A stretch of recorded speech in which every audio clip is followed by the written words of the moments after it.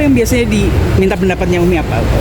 Kalau saya lebih memberikan nasihat, lebih ke menyemangati aja, ngajak happy aja gitu ya, fokus dengan dirinya, dengan anaknya. Saya hanya bilang sama dia, satu orang yang menyakitimu, ada 1000 orang yang siap menyayangimu, ya selalu menyayangimu, perhatian kan begitu. Kan dia masih punya orang tua, dia masih punya anak-anak.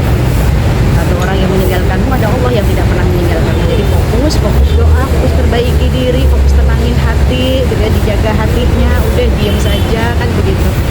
Ya udah itu aja, dan akhir ya alhamdulillah gitu. Cara menguatkan Terus saya juga bilang jangan takut dengan rezeki, karena rezekinya manusia itu sudah dijamin oleh Allah dalam ibadahnya. Kamu fokus dengan ibadah, Allah datangkan rezeki. Kamu fokus dengan diri kamu, Allah akan datangkan rezeki, buka rezekinya. Alhamdulillah banyak brand-brand yang ngajak kerja sama dia gitu tanpa dia harus membuka nikahnya. Jadi itu yang membuat saya tetap acungi jempol lah ya istimewa. Kekuatannya seperti apa Umi?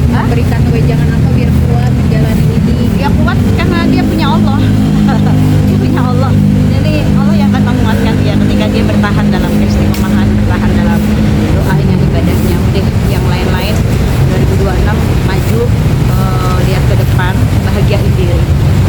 Umi sendiri setuju nggak sih dengan poligami? Kalau boleh tahu pendapat dari Umi tentang poligami sendiri, Umi Loh, setuju kalau nggak? poligami itu ada di Al-Quran ya. Poligami ada di Al-Quran. Semua yang ada di Al-Quran pasti baik untuk kita, karena itu menjadi petunjuk, menjadi solusi sekalipun itu poligami. Tetapi harus dipahami, yang punya ilmu poligami silahkan berpoligamilah dengan adil tanpa menyakiti. Tapi yang tidak punya ilmu poligami ya jangan ikut-ikutan ya, kalau imbasnya menyakiti orang lain ya, karena poligami itu ada di Quran, dibolehkan tapi tidak dianjurkan. Nah, jadi itu dipahami. Oke? Poin pentingnya sendiri apa sih Umi kalau dari poligami, poin pentingnya? Udah terjawab Mas tadi, buka aja di Quran. Tapi kalau menurut Umi ya, dia pasti sharing juga soal akhirnya insan memilih untuk berpoligami seperti itu. Ada suggest apa ketika dia akhirnya bersikukuh untuk gue cerai aja? Oh, saya nggak membahas di situnya. Nggak Saya spesifik tidak ke sana. ada spesifik pembahasan soal poligaminya. Tapi Umi kondisi mental Lebih Mawar kepada meminta saran banyak brand yang ngajak ini ya, saya bilang semua kembali kepada kamu. Jikalau brand itu tidak membuatmu harus buka cadar ya lakukan. Tapi kalau buka cadar itu lagi kembali kepada mau atau tidak. Yang baik kamu aja. Jadi saya tidak ada pembahasan tentang poligami. Kondisinya mungkin Umi secara mentalnya sendiri Alhamdulillah dia happy, pokoknya happy. Dia tahu apa yang terbaik buat dia.